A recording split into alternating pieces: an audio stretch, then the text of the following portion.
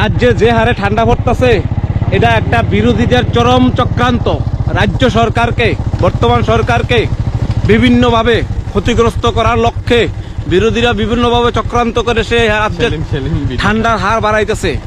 এর জন্য আমাদের সক্রিয় বিজিবি কর্মীগণ এবং রাজ্যের যারা ক্ষমতাশীল নেতাবান আছে তাদের কাছে আকুল আবেদন, আপনারা শীঘ্রই এই চরম ষড়যন্ত্রের বিরুদ্ধে একজোট হয়ে লড়াই নামতে হবে, যাতে এই বিরোধীরা চক্রান্ত করে রাজ্যের ঠান্ডার পরিমাণ যেভাবে বাড়াইতেছে এটাকে খুব শীঘ্র কমাতে হইব।